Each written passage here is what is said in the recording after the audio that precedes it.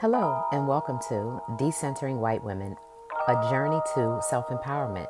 This is going to be a groundbreaking podcast series that invites Black women specifically into a transformative journey of self-realization, empowerment, healing, and rest.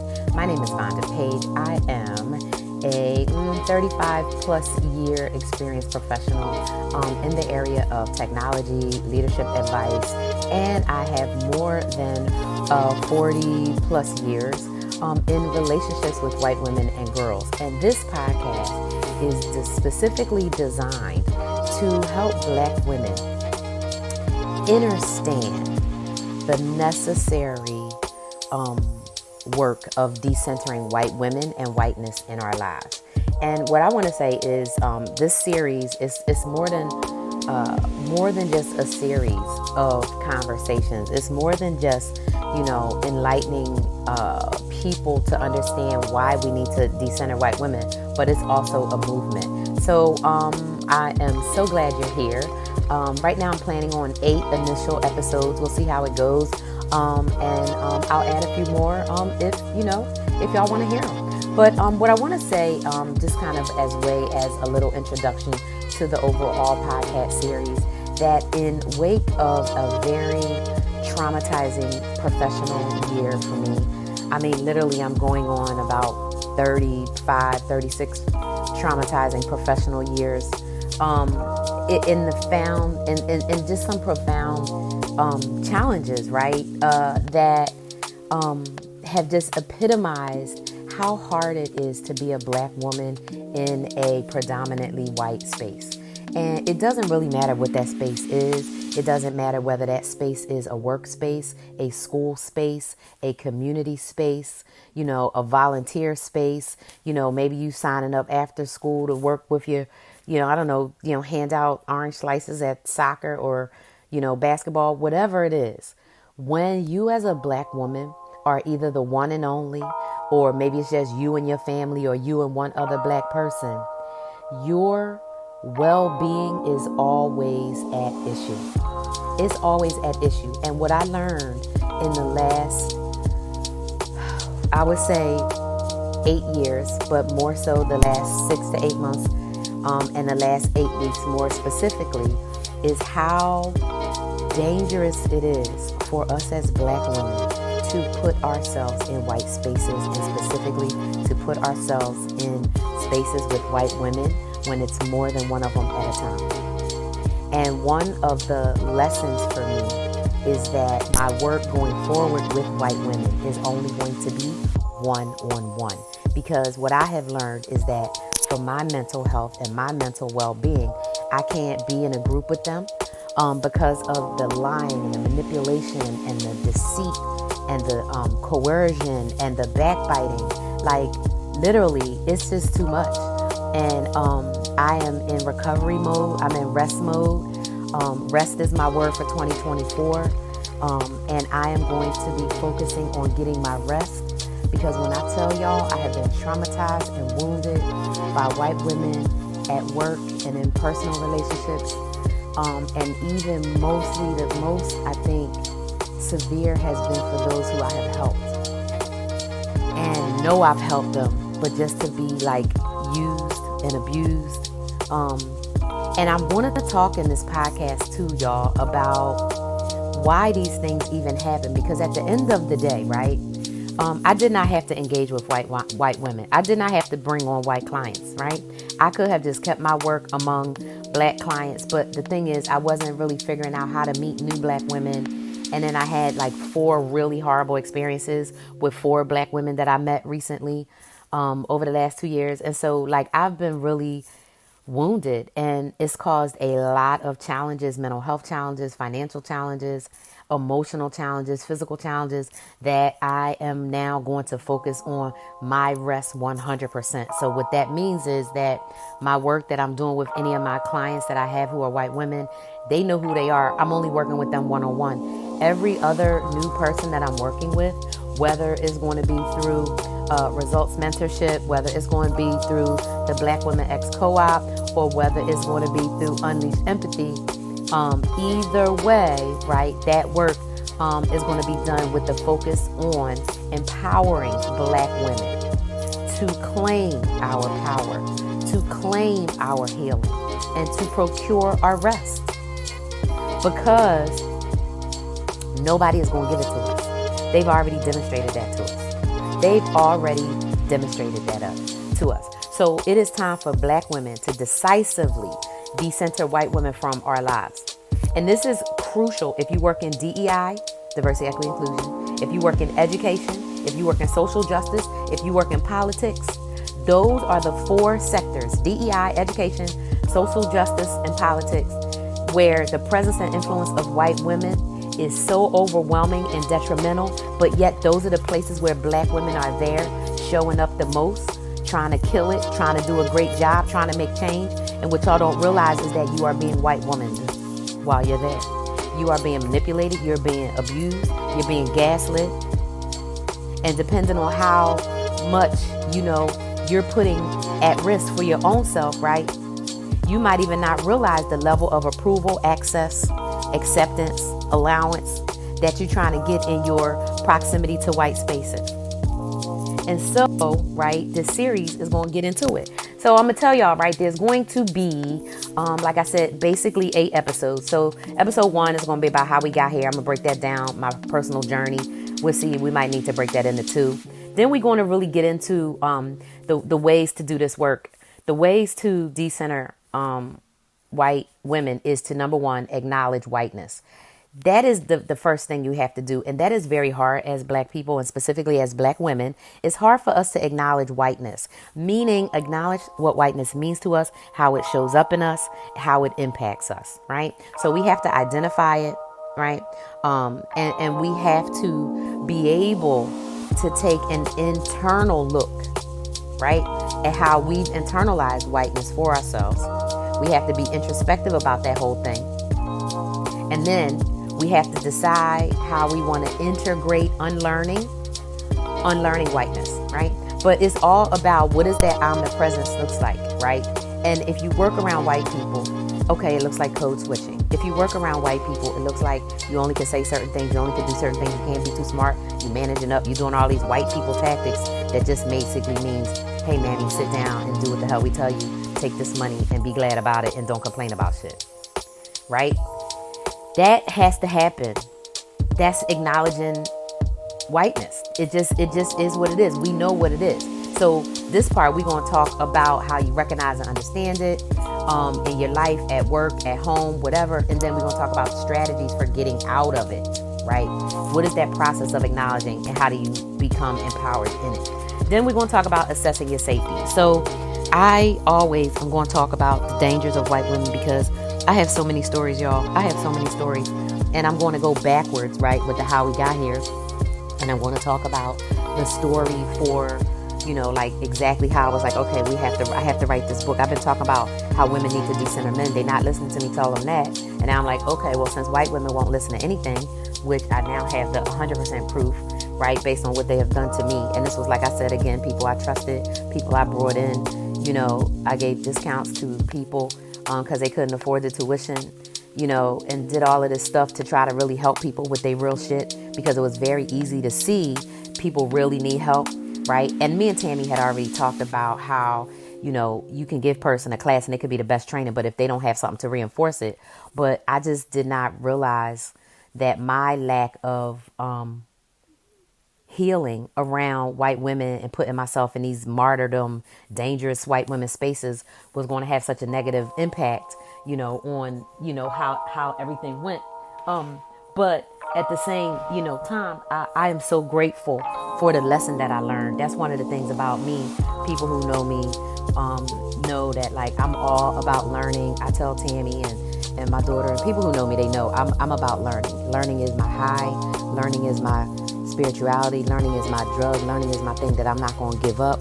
Between learning and being outside and water and the beach, like being in water and around water, I'm not giving it up, and I'm not giving up learning. And the thing that I have learned, right, is that this process is key.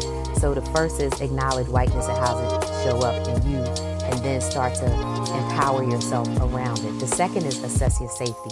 Make sure that you know how to create safe spaces for yourself and strategically disengage from white people and white-centered environments, right? It's like this part, we're going to talk about how do you maintain safety while navigating these changes. And I'm doing it. And one of the things, right, and this was what I was doing in community too, was trying to help white women understand that the work of healing, the work of learning, growing, processing, anything, it's a process. And these stupid hags, they just, because of whiteness, because of epigenetics, they just didn't get it. They just didn't get it. And so it's like, okay, well, whatever. Moving on, I'm going to work with people who do get it.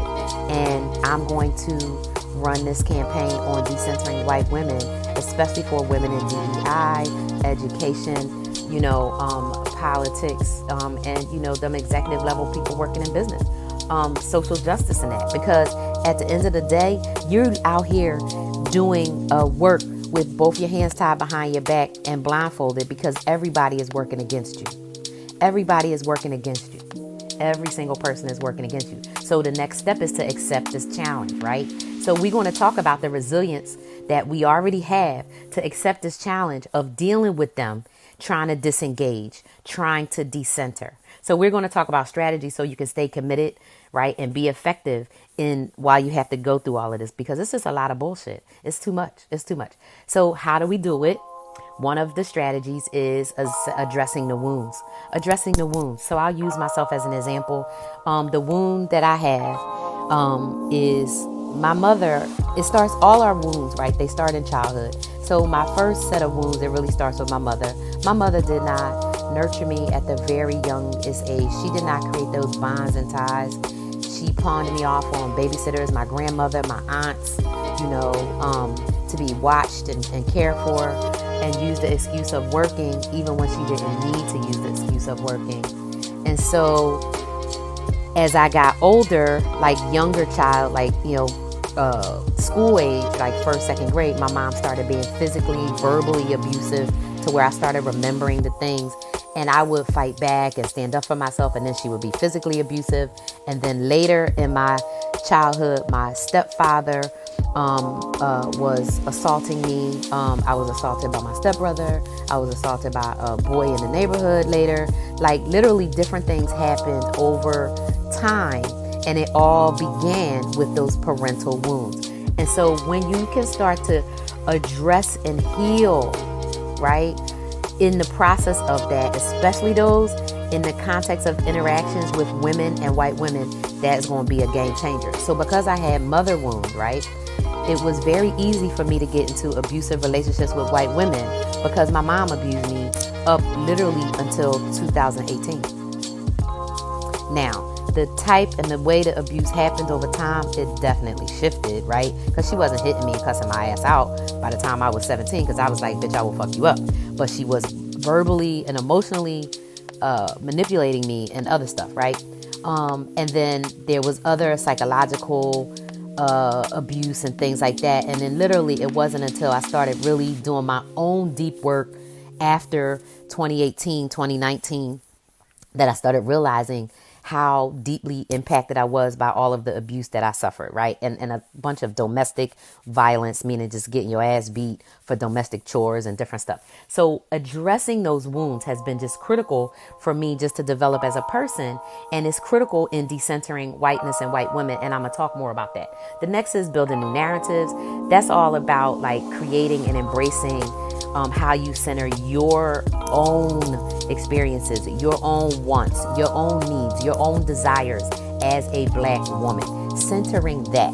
Like my narrative, my new goal is rest. Like I am building work around rest. So what does that look like? That looks like doing the work of decentering white women, because every other job other than resting is going to center white women. And I'm going to talk about why every other job is about centering white women if it's not about resting and doing what you want to do.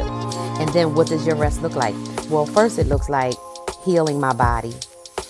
I have to heal my body by healing my mind, right? Healing my spirit. And I have to do that by physically resting, sleeping, and getting the relief that I need from all of the trauma, right, of everything. The financial trauma, the trauma of capitalism, the trauma of just like, white violence, right? And if you hear me say Tammy, I'm talking about Tammy Triolo, my friend and partner at Unleash Empathy. If you hear me say white violence, that is very specific to a course that Tammy teaches that you will be able to get in January. All those courses will be available for you to purchase here in my stand store. But white violence is something that takes a toll on Black people and Black women. And sometimes, right, we don't take the time to actually process it and deal with it. But it is going to be something that that I am taking time to recover from. And in that is why that shift in my business, right, and building that new narrative that white women are too dangerous to have in groups. If white women want to work with me one-on-one, they will, they will do so, right? And those will be people who are really serious about doing the work, and the boundaries of the engagements and offers will be set up in such a way that they will pose no risk to me, because the money will have to be paid up front, and that amount that I will be charging for my services is going to take into consideration my own rest, right? So that means I'm only going to be taking a very few amount of clients, white women who want to even do that work, right? So I think I have 6 of them. That's it, right? The rest of them, I'm glad they're not around because they were too dangerous. We're just going to see what it's going to be. And I'm excited for all of those new narratives, because when we start to create what centering that Black experience looks like for Black women in the new dynamic, we empower our own community. So that's going to be the next piece, right?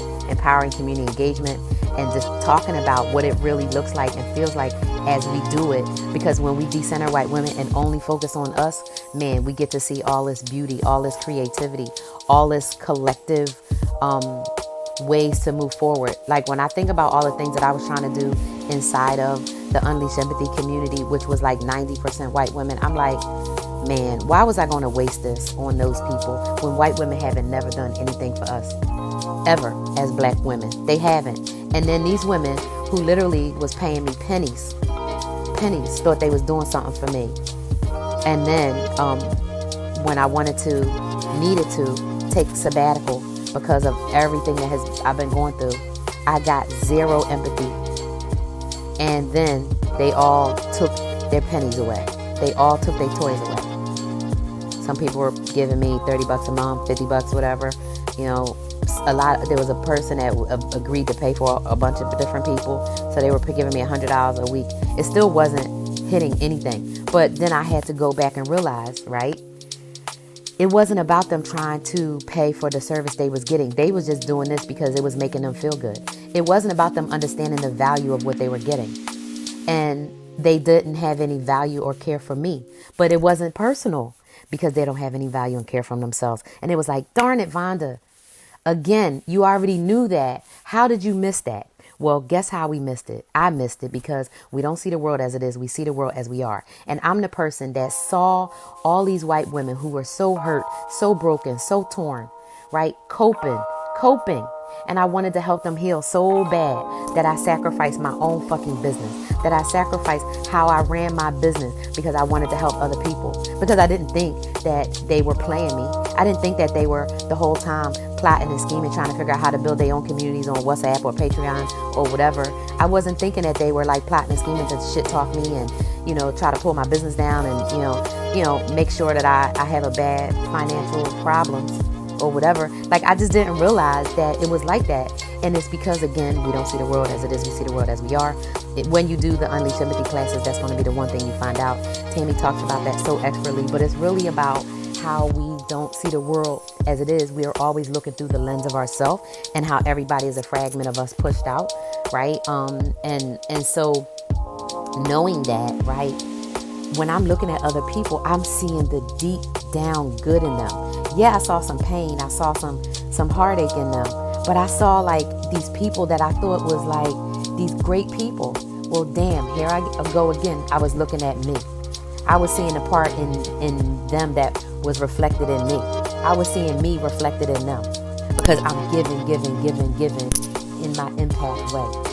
I'm engaging. I'm empowering a community, but I was empowering myself at the same time, not seeing, not realizing, and not seeing all of the diabolical debauchery and just like, despicable stuff that the white women were doing, because I wasn't looking for it. I thought everybody was there to heal. And so now I know how to build community going forward. I know that is not a community. That's not my work. Is to not build community for white women. My work is to empower community engagement among black women, to engage with each other and me in a way that's going to empower you to do what you need to do to decenter white women. Because one of the things, like there was a black woman who, when I think about like their experience, they were also surrounded by white women, and decentering white women was going to be key for them, but they couldn't even hear that because they was too caught up in centering white women in themselves. And it's like, I just don't even, me personally, I don't understand any black person that would ever take a white person's side over a black person, no matter what. I don't even get that, but whatever. But anyway, and that's fine, that because that says about that person. And again, right, I've learned that I know who I am, so I'm okay with my internal compass. I'm okay with my internal like love, acceptance, gratitude to myself of who I am, because I've been able to take care of me, love me, and just nurture and guide me for all these times. And I think about, if I survived my childhood with all that abuse, all that violence. I mean, I remember telling one of the cohort communities, I remember going to bars at 11 years old, sitting down, ordering a drink, having a drink at a bar, and then walking home, or walking to my babysitter's house, or walking over my grandmother's, or whatever. Like, I remember doing that. I remember gambling, playing pity pad, playing spades, playing poker, right? Not for big money, for, penny poker, raise your quarter, you might win $2, $3, whatever. As a kid, I remember, right? Doing those kind of things, and being in dangerous spots that is like, but I survived, I took care of myself. And so it's important to empower people with stories of transformation. But then that final part that we're going to do, right, is we are going to celebrate progress. We're going to look forward. We're going to talk about achievements and the different things, and how black women are going to keep on growing and doing things even beyond the podcast. So basically, I want y'all to know that this is going to be a place where black women get to navigate the complexities of whiteness and relationships with white women. This is a place for black women where you're going to get my insights. You're going to get strategies and antidotes that's going to help you to claim your damn power. Because I feel like I don't want to say I feel funny about saying reclaim, because it's like they've taken so much from us. They've not allowed us to execute our power in the way that we've wanted to. But it's about positioning this power. It's about proclaiming your position, right? And it is about realizing rest. And you're not going to be able to do that. We can't do that, y'all, until we decenter white women. So the third thing, right, is that we want to make sure that this community can be a real community of support and shared experiences, so that we have this solidarity amongst each other as black women in this work to decenter white women. Now, people will be able to decide how they want to engage or not, but this is what this is about. And so I am looking forward to talking to y'all. I'm looking forward to getting into these podcasts. And so, yeah, I'll see y'all soon. I am going to drop probably these episodes one every couple of days or one every day. We'll see how it goes. But consider this your teaser, and stay tuned for episode